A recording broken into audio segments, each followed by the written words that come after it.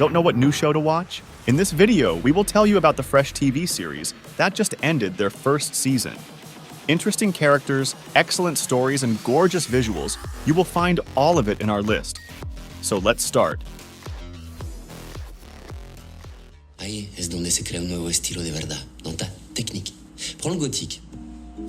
Le gothique n'a pas été inventé parce que quelqu'un a décidé un jour de mettre des petits morceaux de verre pour en faire des vitraux. Le gothique a été inventé parce que quelqu'un s'est ingénié à repenser les formes et à répartir le poids de telle sorte qu'on puisse percer d'énormes trous dans les murs. Alors, je sais pas comment ça se traduit en vêtements, mais je sais que toi, oui. ¿Pero qué quieres que haga? Por ejemplo, la cintura. ¿Por qué la pones siempre ahí? ¿O no la pones más abajo o más arriba? ¿O no me la pongas, yo qué sé? Our first pick is the show that tells a story of Spanish fashion designer Cristobal Balenciaga, following his career from the first steps in Paris, through the occupation, personal tragedies, and triumphs to his retirement. This Spanish six-part series is markedly different from similar projects. It features a range of excellent, lesser-known European actors who speak French, German, Spanish, and Basque, offering a degree of authenticity rarely found in glossy, big-budget shows of this nature. There are gorgeous dresses naturally, but they never overshadow the plot, which is concerned with so much more besides. The turbulent politics of the era, the ever-evolving business of fashion, and the inner turmoil of the pioneers who keep moving the industry forward, often at their own expense.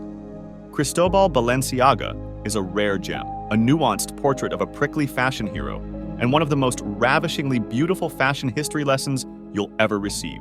Nada más terminar la guerra se prohibió de inmediato lucir uniformes militares e insignias del Tercer Reich. Los uniformes se convirtieron en abrigos para los niños y de las banderas con la cruz gamada se hicieron delantales. Me parece muy bien. Y no se lo discuto, pero siempre me llamó la atención pensar que las telas con las que se habían fabricado aquellos uniformes y aquellas banderas seguían estando allí. Los símbolos habían desaparecido, pero las telas con las que se habían fabricado seguían estando allí, vistiendo a los niños. Por ejemplo, ¿entiende lo que le quiero decir? No lo estoy seguro. Ya le dije que si no lo ha vivido es muy difícil entender. Mum's doing something artsy crafty for the end of year fete, but those skills are never going to make us rich. I reckon Gus could really clean up as a professional fortune teller, but until he breaks his silence, I'm going to have to explore other sources of income. This Australian drama follows young Eli, who has, quite plainly, been dealt one of life's worst imaginable cards. Despite his surroundings and upbringing, Eli remains as optimistic and as bright-eyed as any teenage boy. Based on the best-selling semi-autobiographical novel by Trent Dalton, the show set in the 80s, and Felix Cameron delivers a stellar performance as the ever-chatty, sweary, and funny Eli. The thoughtful interlacing of comedy into the script gives the series a levity when it can often veer on the side of feeling very, very heavy. Anyway, Lyle's got an invite to some centenary for the lens factory where he works with all those other ex-crims, and Mum's all ooh-la-la about it. I think it's just going to be everyone trying to be respectable when none of us are. It is a captivating watch that may seem like a high-energy life story at first, or even a comedy, but actually, it's a drama packed full of warmth, wit, and emotion.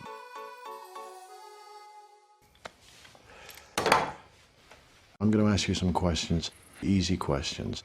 Sound good? The main hero of the show is none other than Sam Spade, the private investigator, who headlined the Dashiell Hammett novel and was portrayed by Humphrey Bogart in classical film noir The Maltese Falcon. The show set in 1963, where Spade is sent to the south of France to spend a few weeks of his not-so-peaceful retirement looking into a massacre at a local convent. The show is a surprisingly philosophical reinvention of one of literature's most recognizable figures, told with care and passion. The show is a collaboration between French Canal Plus and AMC Network. Girl is rich. I assume you mean spiritually. This isn't exactly the Hotel Georges V. There's a trust fund full of money that can only be described as ill-gotten. Every dime goes to Teresa when she turns 18, which I'm sure Philippe knew, given his part in separating said money from his rightful owners. Oh. Philippe Saint-André is a thief. What a surprise. Creator and director Lulu Wang turns her lens on 3 American women living in Hong Kong, whose lives are transformed into something so warped and raw that they are no longer able to cover the imperfections. We wanted to take this opportunity to say thank you to all of you for supporting us this past year over what has been and will probably be the most difficult time of our lives.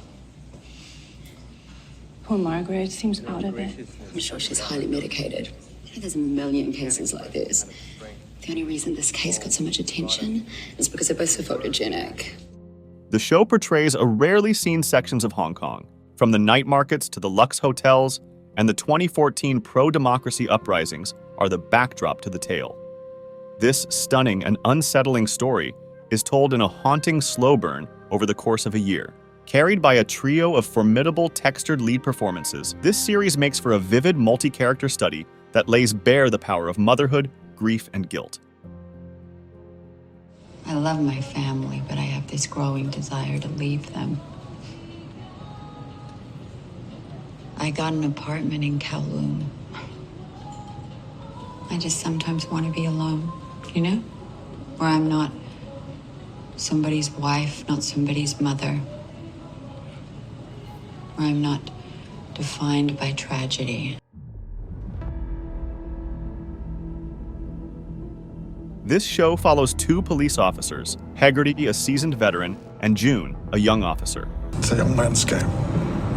Yeah. Doesn't matter how fit you are. Criminals are always 18. Oh, tell me about it. After an anonymous phone call, they clash on an old murder case. Plot-wise, there is no new ground being broken here, although the intertwining of the past and present cases and their eventual unpicking is interesting enough. But the cleverness and subtlety with which so many questions are posed and issues teased out through the main characters are more than worth the price of admission. I'm sorry. I don't want to embarrass you, you know, but some caller out of the blue doesn't give a name. He said, she said. Frankly, at this point, it's starting to sound to me like a prank. Sorry.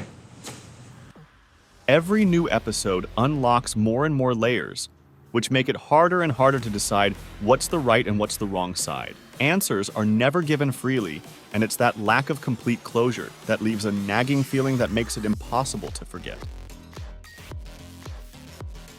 나 진만이 친구요. 중고등학교 동창이요. 그너 째까나 할 때 몇 번 봤었는데 나 기억날라나 모르겠네.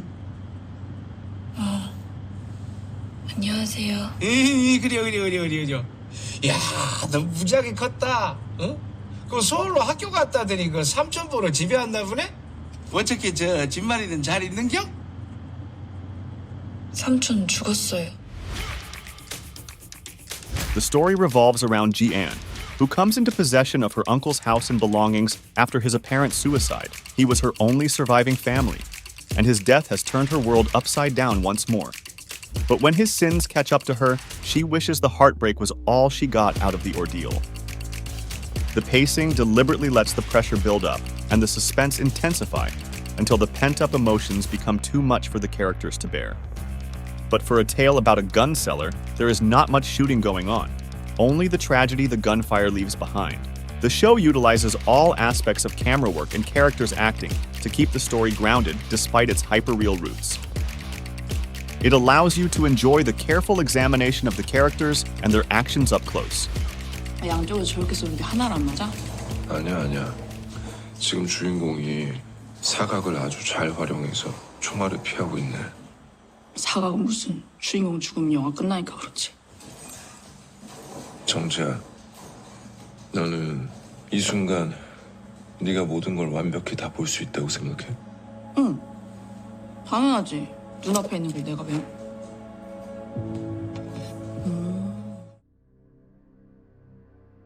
This is the one that split the audience and the critics. Fool Me Once has been championed by viewers despite a slew of mixed reviews.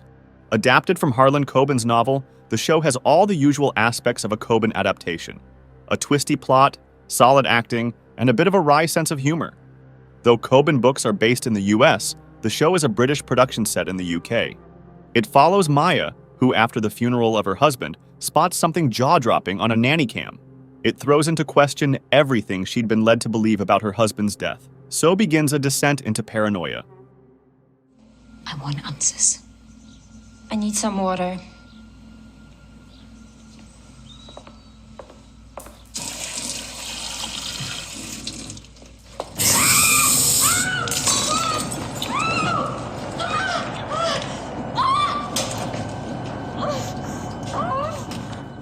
In 8 episodes, you will discover a long-buried family secrets, military cover-ups, mysterious hackers, dodgy pharmacy company, hallucinations, evil nannies, and many, many murders.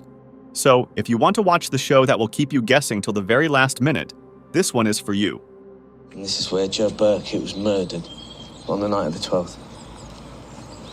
My wife's statement's all we have to go on. Come on. You know, she left the army under controversial circumstances. Yeah, it was kind of a whistleblower thing, right? Yeah. Yeah, she killed innocent civilians. Corey, the whistle, leaked the details. People wanted her in prison, yeah, I remember. Yeah. This show is a thrilling, brilliant dramedy about familial obligations, buried skeletons, and the bonds that can never be broken. The 8-episode series stretch from Los Angeles to Taiwan and begins in a luxurious penthouse in the glittering city of Taipei. Charles, the eldest son brother, is attacked by assassins. Though he is unscathed, his father, the head of a Taiwanese secret gangster triad, doesn't fare well. 怎么不留一个活口来问话呢？你呀，就是太喜欢杀杀杀。肯定是睡眼站派的，是为了那个被陷在码头干掉的250来报仇。永远要假设各种复杂的可能性，然后往回推，找出最明显的答案，这样你就永远不会措手不及。 With father in a coma, Charles sets off on a quest to LA, where his mother and younger brother have been living a normal life for the past 15 years. There are a lot of fun and electrifying sequences, but the episodes contain much more than pure thrills. The series unveils communities rarely seen in depictions of LA, including the group of Chinese aunties who gossip at mahjong games and Korean spa. This show is a perfect mix of comedy and drama for an exciting binge. What is that? He does improv.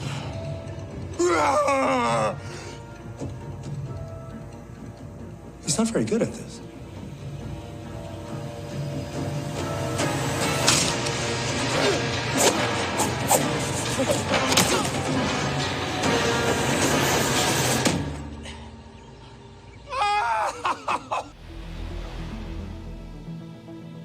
This show is a revenge story. It is an account of real-life drug queenpin Griselda Blanco and her rise to the godmother of the Medellin cartel.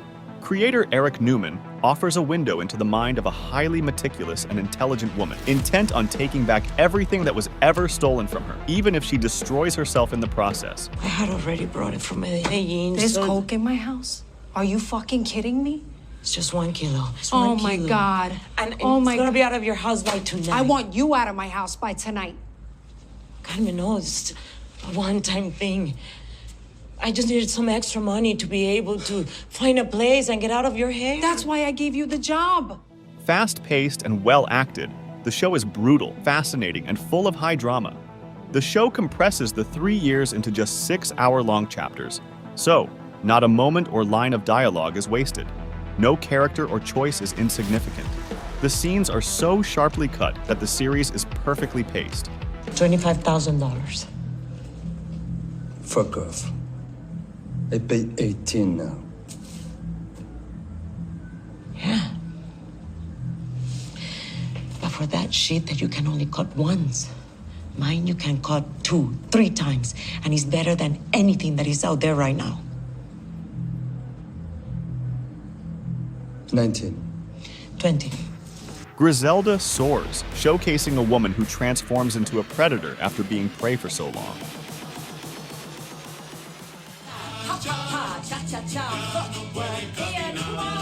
Emma. Turn Ian, turn. Please, come on.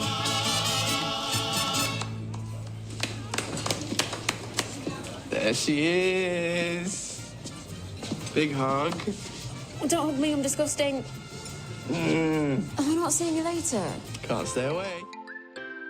This British show has an original idea where we watch one day in the lives of Emma and Dexter across the decades from 1988 to 2007. Beginning with the euphoric evening of their college graduation, duo move in and out of each other's lives, forming a bond that transforms over time. You all right back there? Yeah, good. Should I alert search and rescue? It's the shoes. Just wish they had more grip. Is it the shoes? We're really going all the way to the top.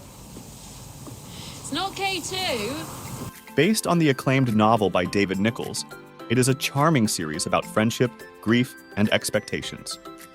Though there are moments of romance, the show is no fairy tale. Instead, it presents the experience of being alive for precisely what it is, with all the magic and anxiety that come with it. This thoughtful and gutting show gives the audience time to get attached to the characters, as there are 14 episodes, such a rarity for a Netflix show. Tell us in the comments, did you watch any of these shows? Did we miss any interesting ones? Don't forget to like and subscribe. See you in the next video.